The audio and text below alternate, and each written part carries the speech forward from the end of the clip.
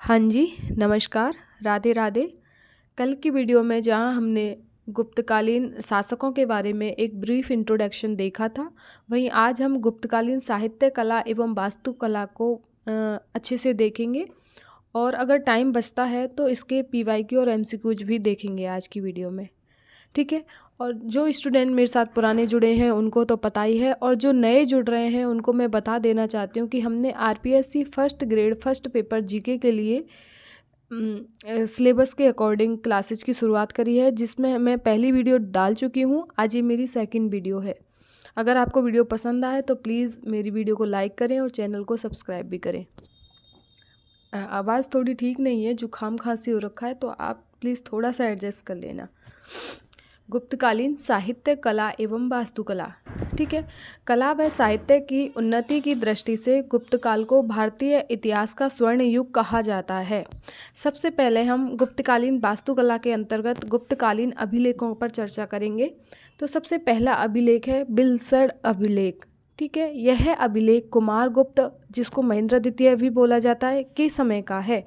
इसमें संपूर्ण गुप्त वंशावली का उल्लेख है, लेकिन इसमें रामगुप्त का उल्लेख नहीं मिलता है, ठीक है। नोट लगा के रखना कि इसमें सारे गुप्तकालीन शासकों का उल्लेख है। गुप्त काल की वंशावली दी गई है, लेकिन रामगुप्त के समय का उल्लेख नहीं मिलता है। आपको एक बात और बता देना चाहती हूँ कि मेरा जो बोलने का स्पीड है वो थोड़ी तेज़ रहेगी, जिससे कि 20 से 25 मिनट में अपन इस वीडियो को ख़त्म कर सकें। क्योंकि अगर ज़्यादा टाइम वेस्ट करेंगे ना तो अपन कोई मतलब नहीं है। उससे कम टाइम में और अच्छा मैटर मैंने प्रोवाइड करने का डिसाइड किया है, ठीक है। नेक्स्ट अभिलेख है ऐरण अभिलेख। ऐरण अभिलेख सती प्रथा का प्रथम साक्ष्य माना जाता है, ठीक है। अपने पिछली वीडियो में देखा था कि गोपराज की पत्नी सती हुई थी। यह हमें मध्य प्रदेश से प्राप्त होता है, भानुगुप्त के समय का है, परंतु इसमें समुद्रगुप्त के बारे में भी जानकारी प्राप्त होती है, ठीक है। ऐरण इसमें समुद्रगुप्त को प्रसन्न होने पर कुबेर के समान तथा नाराज होने पर यमराज के समान बताया गया है, तथा समुद्रगुप्त की पत्नी दत्त देवी का उल्लेख भी हमें ऐरण अभिलेख से मिलता है। नेक्स्ट जो अपना अभिलेख है वो है मेहरौली लोहा स्तंभलेख। यह हमें दिल्ली से मिलता है, और इसमें चंद्रगुप्त द्वितीय के लिए चंद्र नामक शब्द का उल्लेख मिलता है, ठीक है। नेक्स्ट अभिलेख है मथुरा स्तंभलेख। इसमें जैन तीर्थंकरों का उल्लेख मिलता है, और चंद्रगुप्त प्रथम द्वारा प्रचलित गुप्त संवत का प्रथम बार उल्लेख मथुरा स्तंभलेख में है, ठीक है।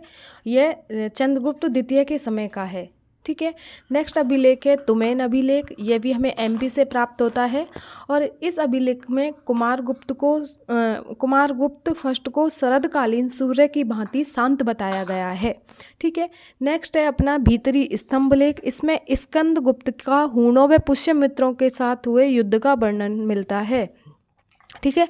स्कंदगुप्त के अन्य अभिलेख भी हैं, जिसमें है जूनागढ़ अभिलेख।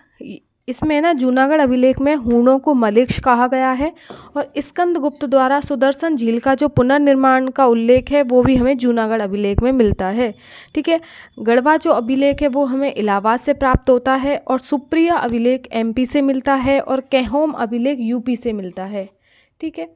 जो सुदर्शन झील है उसका जो पुनर्निर्माण करवाया था स्कंदगुप्त ने, वो सौराष्ट्र के गवर्नर पर्णदत्त व उसके पुत्र चक्रपालिन की देखरेख में करवाया गया था, ठीक है जी। नेक्स्ट है उदयगिरी का गुहा अभिलेख। यह हमें विदिशा एमपी से प्राप्त होता है, और इसका निर्माण वीरसेन, जो कि हरिसेन का पुत्र था, उसने करवाया था। और उदयगिरी का गुहा मंदिर विष्णु को समर्पित है। पूछा जाता है कि उदयगिरी का गुहा मंदिर कौन से देवता को समर्पित है, तो भगवान विष्णु को समर्पित है। आपको नोट डाल के लिखना है कि गुप्त शासकों में कुमारगुप्त फर्स्ट, जिसे महेंद्र द्वितीय भी बोला जाता है, उसको है ना सबसे अधिक अभिलेख लगवाने का श्रेय जाता है। संपूर्ण गुप्तों में एकमात्र शासक था जिसके अभिलेख हमें बांग्लादेश से भी प्राप्त हुए हैं। हमने जब सम्राटों का देखा था उस टाइम पे भी हमने इसके बारे में पढ़ा था, ठीक है। नेक्स्ट है अपना पूना ताम्रपत्र। यह हमें महाराष्ट्र से मिलता है, और इसमें क्या है, चंद्रगुप्त सेकंड की पुत्री प्रभावती गुप्त का के समय का है ये, ठीक है। उसके बारे में देता है, हमें सूचना देता है, ठीक है। नेक्स्ट है अपना मंदसौर प्रशस्ति। मंदसौर और प्रशस्ति के बारे में आपको ध्यान रखना है कि इसकी रचना तो कुमारगुप्त सेकंड के समय हुई थी, लेकिन इसमें जानकारी कुमारगुप्त फर्स्ट के बारे में प्राप्त होती है। गुप्त काल में मथुरा, बनारस व पटना कला के प्रमुख केंद्र थे। आपको ये नोट लगा के लिखना है कि गुप्त काल में मथुरा, बनारस और पटना कला के लिए विख्यात थी। ठीक है, गुप्तकालीन अभिलेख अपने कंप्लीट हुए। अब हम बात करते हैं गुप्तकालीन मंदिरों के बारे में। ठीक है, गुप्त काल में वास्तविक मंदिर निर्माण कला का जन्म हुआ था। ठीक है, गुप्त काल में जो मंदिर बने हैं वो नागर शैली में बने हुए हैं। प्रथम बार शिखर युक्त मंदिर, सभा मंडपों का प्रयोग। शिखर युक्त जो मंदिर में ना ध्यान रखना कि देवगढ़ का 10 अवतार मंदिर शिखर युक्त भारत का प्रथम मंदिर है और ये पंचायतन शैली में बना हुआ है, आपको ध्यान रखना है। ठीक है, गुप्तकालीन जो मंदिर हैं उनकी क्या क्या विशेषता हैं? उनकी विशेषता की आधार पीठिका, गर्भगृह, सभा मंडप, शिखर, अंतराल, प्रदक्षिणा पथ, द्वार पर गंगा व यमुना की मूर्तियाँ ईंट व पत्थरों से निर्मित हैं। ठीक है, ध्यान रखना है आपको। अब सबसे पहले हम देवगढ़ का 10 अवतार मंदिर के बारे में देखते हैं। तो देवगढ़ का जो 10 अवतार मंदिर है वो पंचायतन शैली में बना हुआ है। यह 12 मीटर ऊंचे शिखर का प्रयोग किया गया है, यानी कि जो देवगढ़ का 10 अवतार मंदिर है उसका शिखर है ना 12 मीटर है। और आपको ध्यान रखना है कि यह अपने भारत का प्रथम शिखर युक्त मंदिर है। इसमें 4 सभा मंडपों का प्रयोग किया गया है और भगवान विष्णु को समर्पित है। ये ध्यान रखना है कि एग्जामिनर पूछता है, 4 ऑप्शन दे देता है कि किस देवता को समर्पित है। तो जो देवगढ़ का 10 अवतार मंदिर है वो भगवान विष्णु को समर्पित है।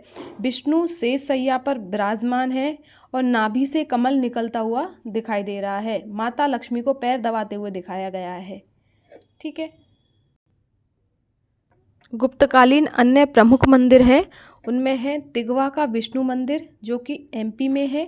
नचना कुठार का पार्वती मंदिर, यह भी एमपी में है। भूमरा का शिव मंदिर, ये भी एमपी में है। सिरपुर का लक्ष्मण मंदिर, ये छत्तीसगढ़ में है। एरण का विष्णु मंदिर, ये एमपी में है। भीतरगाम का मंदिर कानपुर का है, ईंटों का निर्मित है और विष्णु को समर्पित है, यूपी में है भीतरगांव का मंदिर। ठीक है, खो नागौद का शिव मंदिर, इसके अतिरिक्त सारनाथ का घमेक स्तूप, राजगृह में स्थित जरासंघ की बैठक और पिपरिया एमपी का विष्णु मंदिर भी गुप्तकालीन है। देखो आपको ऑप्शन में दे दिया जाता है और पूछता है कि ये किस काल से रिलेट है, गुप्त काल से, मुगल काल से या फिर मौर्य काल से। तो आपको ध्यान रखना है कि सारनाथ का जो घमेक स्तूप है, राजगृह में स्थित जरासंघ की बैठक और पिपरिया का विष्णु मंदिर, ये सभी गुप्तकालीन हैं। ठीक है, अब यहाँ पे गुप्तकालीन अभिलेख हो गए और गुप्तकालीन मंदिर देखिए। अब हम देखेंगे गुप्तकालीन मूर्तिकला। ठीक है, मूर्तिकारों ने मथुरा शैली से प्रभावित होकर मूर्तियाँ बनाई। ठीक है, शारीरिक आकर्षण को छिपाने के लिए मूर्तियों में वस्त्रों का प्रयोग प्रारंभ किया गुप्त काल में। मूर्ति कला के 3 प्रमुख केंद्र हैं, मथुरा, सारनाथ और पाटलिपुत्र। सबसे सारनाथ जो है ना सर्वोत्तम उदाहरण है, से सारनाथ से सर्वोत्तम उदाहरण। तो आपको ध्यान रखना है कि गुप्तकालीन मूर्ति कला का सर्वश्रेष्ठ मूर्तियाँ जो मिलती हैं ना वो मिलती हैं सारनाथ में। ठीक है, प्रमुख मूर्तियां हैं कुर्म वाहिनी यमुना व मकर वाहिनी गंगा की मूर्तियां। उदयगिरी से बराह अवतार की मूर्ति मिली है। काशी व कौशाम्बी से सूर्य की मूर्तियां मिली हैं। सारनाथ की पद्मासन में बैठे बुद्ध की पाषाण मूर्ति। चतुर्मुखी शिवलिंग जो कि करमदंडा से प्राप्त है। बराह मूर्तियां मथुरा, उदयगिरी व एरन से प्राप्त हैं। बराह मूर्ति देवगढ़ यूपी से भी प्राप्त हुई है। भूमरा व खो से प्राप्त एक मुखी शिवलिंग की मूर्ति। उदयगिरी से प्राप्त महिषासुर का वध करती माँ दुर्गा की मूर्ति। मथुरा से प्राप्त खड़े बुद्ध की पाषाण मूर्तियाँ। सुल्तानगंज से प्राप्त बुद्ध की तांबे की मूर्ति जो कि 7.5 फीट ऊंची है। और मनकुंवर से प्राप्त बुद्ध की मूर्तियाँ। ये पूछी जाती हैं कि कौन सी मूर्ति कहाँ से प्राप्त हुई है, तो आपको ध्यान रखना है। ठीक है, सुल्तानगंज से प्राप्त बुद्ध की मूर्तियाँ, मथुरा से प्राप्त खड़े बुद्ध की पाषाण मूर्ति, ये सभी इम्पोर्टेंट हैं। आपको ध्यान रखना है कि भगवान शिव के एक मुखी व चतुर्मुखी शिवलिंग का निर्माण सबसे पहले गुप्त काल में हुआ था। ठीक है, विदिशा से प्राप्त रामगुप्त के समय के 3 जैन तीर्थंकरों की मूर्तियाँ, और जिसमें 2 चंद्र प्रभु जो कि जैन धर्म के 8वां तीर्थंकर था और एक पुष्पदंत जो कि 9वां तीर्थंकर था जैन धर्म का। इनकी मूर्तियाँ विदिशा से प्राप्त हुई हैं और ये जो तीनों जैन तीर्थंकर थे ये रामगुप्त के समय के हैं। आपको ध्यान ऑप्शन में कई बार और शासक दे के पूछा जा सकता है कि निम्न में से ये जो तो तीनों तीर्थंकर थे वो किस शासक के समय से बिलोंग करते हैं, तो वो रामगुप्त के समय से बिलोंग करते हैं। ठीक है, नेक्स्ट है अपनी चित्रकला। अपन ने मंदिर देख लिए। चित्रकला में गुप्तकालीन चित्रों के अवशेष हमें बाघ की गुफा, अजंता की गुफा व बादामी की गुफाओं से प्राप्त होते हैं। तो सबसे पहले अजंता की गुफाओं के बारे में देखते हैं। तो जो अजंता की गुफाएं हैं वो औरंगाबाद महाराष्ट्र में है। ये कुल गुफा 29 है। जिनमें से गुप्तकालीन वो हैं 16, 17 व 19 गुप्तकालीन हैं। इनकी खोज कनिंगम द्वारा की गई थी और इनके जो चित्र हैं वो धार्मिक विषयों पर आधारित हैं। धार्मिक यानी कि धार्मिक को पारलौकिक भी बोला जाता है। तो अजंता की गुफाओं के जो चित्र हैं ना वो धार्मिक अथवा पारलौकिक विषयों से संबंध रखते हैं। अजंता की गुफाओं का निर्माता देखें तो इनका निर्माता था बागाटक वंश के शासक पृथ्वीसेन का सामंत बरहादेव अथवा व्याघ्रदेव। इन अजंता की गुफाओं का निर्माता था। अगर हम इनके आकार की बात करें तो इनका आकार घोड़े के पैर के नाल के समान है और जिनमें से 4 तो चैत्य हैं। चैत्य होता है पूजा गृह और विहार होता है बौद्धों का निवास। तो इनमें से 4 चैत्य हैं, वो हैं 9वीं, 10वीं, 19वीं और 26वीं। ठीक है, जिनमें 9 और 10 सबसे प्राचीनतम गुफाएं हैं और विहार गुफाएं हैं 25, जिनमें बौद्ध भिक्षु निवास करते थे। यानी कि टोटल हैं 29, जिनमें से 16, 17 और 19 गुप्तकालीन है और जिनमें अजंता की जो गुफाएं हैं वो घोड़े के पैर की नाल के समान है। 4 चैत्य हैं और बाकी की 25 जो हैं वो बिहार हैं। ठीक है, आपको नोट लगा के लिखना है कि चित्र निर्माण में टेम्पेरा व फ्रेस्को विधि का प्रयोग किया गया था। गुफा संख्या 18 से 13 बौद्ध धर्म की हीनयान शाखा से संबंधित है। ठीक है, गुफा संख्या अगर 16 के बारे में बात करें तो गुफा संख्या जो 16 है ना वो भगवान बुद्ध को वैराग्य उत्पन्न होने वाले 4 दृश्य दिखाए गए हैं। गुफा संख्या 16 पे इनके चित्र बने हुए हैं और उपदेश सुनते भक्तगण और मरणासन राजकुमारी के चित्र गुफा संख्या 16 पर उत्कीर्ण है। ठीक है, अब हम गुफा संख्या 17 के बारे में बात करते हैं। तो जो इसमें ना सर्वाधिक चित्र हैं, इसलिए गुफा संख्या 17 को चित्रशाला भी कहा जाता है। इसमें ना बुद्ध के गृह त्याग यानी कि महाविनिष्क्रमण का चित्र प्राप्त है। ठीक है, और इसमें माता व शिशु का चित्र है गुफा संख्या 17 में। और राहुल समर्पण अथवा बुद्ध की पत्नी यशोधरा द्वारा अपने पुत्र राहुल का दान दृश्य, इसे महिला के त्याग की पराकाष्ठा बताया गया है। ये सारे दृश्य गुफा संख्या 17 पे हैं। अजंता की गुफाओं के अन्य चित्र हैं। चित्र और गुफा नंबर मैंने ऐसे लिखा हुआ है। ठीक है, तो जो झूला झूलती राजकुमारी का चित्र है वो गुफा संख्या 2 पे बना हुआ है। बुद्ध का जन्म भी 2 पे है। बैठी हुई स्त्री 9 पे है। पुजारियों का दल स्तूप की ओर जाते हुए भी, इसका चित्र भी गुफा संख्या 9 पे है। और सांडों की लड़ाई भी गुफा संख्या 1 पे है। आपको ये याद रखने हैं क्योंकि क्वेश्चन इस तरीके से पूछे जाते हैं कि गुफा संख्या दिया जाता है और संबंधित चित्र इस तरीके से एग्जाम में पूछा जाता है। नेक्स्ट जो अपना है वो है बाघ की गुफाएं। बाघ की जो गुफाएं हैं ना वो विंध्य पहाड़ियों को काटकर मध्य प्रदेश में बनाई गई हैं। यानी कि बाघ की गुफाएं एमपी में है और इनकी खोज डेजन फील्ड द्वारा की गई थी 1818 ईस्वी में। बाघ की कुल गुफाएं हैं 9, जिनमें से 4 व 5 गुफा के भित्ति चित्र सबसे अधिक सुरक्षित अवस्था में है। इनका विषय है मनुष्य के लौकिक जीवन से संबंधित है। ठीक है, जितने भी चित्र बने हुए हैं ना उनका संबंध मनुष्य के लौकिक जीवन से है। तो आप अपने यहाँ अजंता की गुफाएं हो गई और बाघ की गुफाएं हो गई। इन पे जो चित्र बने हुए हैं वो बहुत इंपॉर्टेंट हैं, आप इनको याद रखना। अब अपना यहाँ गुप्तकालीन मंदिर देख लिए, गुप्तकालीन अभिलेख हो गए, गुप्तकालीन मूर्तियाँ हो गई और गुप्तकालीन गुफा हो गई। अब हम गुप्तकालीन साहित्य के बारे में बात करेंगे। साहित्य की दृष्टि से भी गुप्त काल को स्वर्ण युग माना जाता है। इसमें विशुद्ध दरबारी संस्कृत भाषा में साहित्य लेखन हुआ है। गुप्तकालीन जो साहित्य है वो संस्कृत भाषा में है। गुप्तकालीन साहित्य गुप्त काल को संस्कृत साहित्य का स्वर्ण युग भी माना जाता है। आपको ध्यान रखना कि जो गुप्तकालीन साहित्य है वो संस्कृत भाषा में है, इसीलिए गुप्तकालीन साहित्य को संस्कृत साहित्य का गोल्डन पीरियड माना जाता है। गुप्त काल श्रेष्ठ साहित्यकारों का काल भी माना जाता है। ठीक है, इसमें जो प्रमुख साहित्यकार हुए थे वो है कालिदास, कालिदास को भारत का शेक्सपियर बोला था B.A. स्मिथ ने। ठीक है, ये प्रारंभिक जीवन में अनपढ़ व मूर्ख थे। इनका जन्म उत्तराखंड के रुद्रप्रयाग के कविल्ठा नामक स्थान पर हुआ था। इनके निवास स्थान के साक्ष्य प्राप्त होते हैं मधुबनी, बिहार से। ठीक है, कालिदास की कुल 7 रचनाएं हैं, जिनमें 3 तो नाटक हैं, 2 महाकाव्य हैं और 2 काव्य हैं। इनके जो 3 नाटक हैं वो गुप्तकालीन हैं। नहीं, सबसे पहले तो गुप्तकालीन नाटकों की विशेषताएं देखिए। तो गुप्तकालीन नाटक प्रेम प्रधान होते हैं, सुखांत होते हैं और मध्य भाग में विरल की प्रधानता होती है। और नाटक के जो किरदार होते हैं वो उच्च पात्र तो संस्कृत भाषा का प्रयोग करते थे और निम्न पात्र जिनमें स्त्रियां व शूद्र हैं वो प्राकृत भाषा का प्रयोग करते थे। ठीक है, कालिदास के 3 नाटक हैं, मालविका अग्निमित्रम, विक्रमावर्ष्यम और अभिज्ञान शाकुंतलम। ठीक है, जो मालविका अग्निमित्रम है वो 5 सर्ग है। इसमें अग्निमित्र यानी कि विदिशा, शुंग देश के राजा व मालव देश की राजकुमारी मालविका के प्रेम की कहानी का वर्णन है।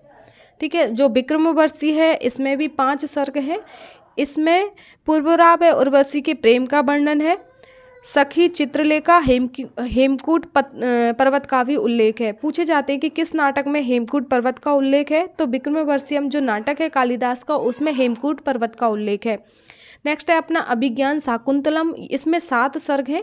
ये कालिदास की अंतिम व सबसे अच्छी रचना मानी जाती है। हस्तिनापुर के राजा दुष्यंत व कर्णव ऋषि की पालिता पुत्री शकुंतला के प्रेम विवाह व मिलन का वर्णन है। इसमें प्रेम, विरह व मिलन का वर्णन है। ठीक है, 1792 में विलियम जोन्स द्वारा अंग्रेजी भाषा में इसका अनुवाद किया गया था। यानी कि जो अभिज्ञान शाकुंतलम है इसका 1792 में विलियम जोन्स के द्वारा अंग्रेजी भाषा में अनुवाद किया गया था। ठीक है, अगर अपन शकुंतला के बारे में देखें तो ये मेनका की पुत्री थी। शकुंतला को दुर्वासा ऋषि ने श्राप दिया था। शकुंतला के गर्भ से महान राजा भरत का जन्म हुआ था। अंतिम व 7वें सर्ग में राजा दुष्यंत, शकुंतला व भरत तीनों का हेमकूट पर्वत पर मिलन बताया गया है। कालिदास जी ने 2 महाकाव्य लिखे थे, कुमार संभवम और रघुवंशम। तो जो कुमार संभव है उसमें 17 सर्ग हैं और रघुवंशम में 19 सर्ग हैं। ठीक है, और कालिदास के 2 काव्य हैं जिनको काव्य अथवा खंड काव्य बोला जाता है, तो वो है मेघदूत और ऋतु संहार। ठीक है, मम्मी मैं आ रही हूँ 2 मिनट में। कालिदास के 2 काव्य अथवा खंड काव्य हैं, मेघदूत और ऋतु संहार। ठीक है, जो ऋतु संहार है वो कालिदास की प्रथम रचना मानी जाती है और ऋतु संहार का शाब्दिक अर्थ है संघात अर्थात ऋषियों का समूह। ठीक है, इसमें पूछा जाता है कि ऋतु संहार में कितनी ऋतुओं का वर्णन है, तो इसमें 6 ऋतुओं का वर्णन है। ठीक है, नेक्स्ट अपने जो साहित्यकार हैं वो हैं विशाखदत्त। इनकी 2 कृतियाँ हैं, मुद्रा राक्षस और देवी चंद्रगुप्तम। तो जो देवी चंद्रगुप्तम है ना उसमें रामगुप्त व ध्रुव स्वामिनी की कथा का वर्णन मिलता है। ठीक है, नेक्स्ट है अमर सिंह का ग्रंथ है अमरकोश। यह अमरकोश जो है ना वो व्याकरण पर ग्रंथ है। ठीक है, और इसे संस्कृत का विश्वकोश भी कहा जाता है। आपको ध्यान रखना है कि अमर सिंह है ना वो कोषागार थे चंद्रगुप्त सेकंड के दरबार में, लेकिन इनका जो ग्रंथ है ना अमरकोश वो एक व्याकरण ग्रंथ है। ठीक है जी, नेक्स्ट है अपना चंद्रगोमिल का ग्रंथ है चंद्र व्याकरण। इसमें गुप्तों को जर्ड अथवा जाट कहा गया है। स्कंद गुप्त के समय हुण आक्रमण की जानकारी मिलती है इससे। ठीक है, नेक्स्ट है भारवी का ग्रंथ है किरातार्जुनीयम। किरात बेस में भगवान शिव व अर्जुन के मध्य युद्ध का वर्णन है। केपलर द्वारा जर्मन भाषा में अनुवाद किया गया है इसका भारवी के ग्रंथ किरातार्जुनीयम का। ठीक है, अगले जो अपने साहित्यकार हैं वो हैं शूद्रक और इनका ग्रंथ है मृक्षकटिकम। मृक्षकटिकम का अर्थ होता है मिट्टी की गाड़ी। यह जन सामान्य पर लिखा गया ग्रंथ है। ठीक है, नेक्स्ट अपने साहित्यकार हैं दंडी। उनकी रचना है 10 कुमार चरितम, अवंती सुंदरी, काव्यदर्श। ठीक है, नेक्स्ट है विष्णु शर्मा। इन्होंने पंचतंत्र लिखा था। इसके 5 भाग हैं, ध्यान रखना है, बहुत बहुत बहुत इंपॉर्टेंट है ये। ठीक है, सबसे अधिक भाषाओं में अनुवादित ग्रंथ है। सर्वाधिक टीकाएं इस पर लिखी गई हैं और इसका अरबी भाषा में अनुवाद कहलाता है कलीली बादिग्न। ठीक है, आपको ध्यान रखना है कि पंचतंत्र का जो अरबी भाषा में अनुवाद है उसको किस नाम से जाना जाता है, तो उसको जाना जाता है कलीली बादिग्न। ठीक है, कुछ अन्य साहित्यकार हैं वत्स भट्टी, उनका ग्रंथ है रावण वध। वात्सायन ने लिखा था कामसूत्र। अशक का है योगाचार भूमि शास्त्र, ठीक है। कामंदक का है नीतिसार। सिद्धसेन ने न्याय अवतार यानी कि न्याय दर्शन पर लिखी गई पुस्तक है सिद्धसेन के द्वारा न्याय अवतार। मात्रगुप्त, इनके विषय में जानकारी कल्लण के राज तरंगिणी से मिलती है। भरतमेंट, इनको हस्तिपक के नाम से जाने जाते हैं और इनका काव्य ही है ग्रीवबध, ठीक है। तो यहाँ पर अपना गुप्तकालीन साहित्य भी कंप्लीट होता है। आज इतना ही पढ़ेंगे और कल मैं इसके PYQ और MCQ जितने भी हैं 20, 25, 30 आपको कल की वीडियो में वो अवेलेबल हो जाएंगे। और आपसे रिक्वेस्ट है कि आप इसको अपने नोट्स बना लेना, हैंड रिटन नोट्स, और PYQ और MCQs भी निकालना। अब अपना गुप्तकालीन जो साहित्य कला और वास्तुकला है ना, उससे बाहर एक भी क्वेश्चन नहीं जाएगा, ठीक है। मैंने जितना अच्छा आपको प्रोवाइड करवा सकती थी उतना प्रोवाइड करवाने की कोशिश करी है। वीडियो पसंद आए तो प्लीज़ चैनल को सब्सक्राइब ज़रूर करके जाना।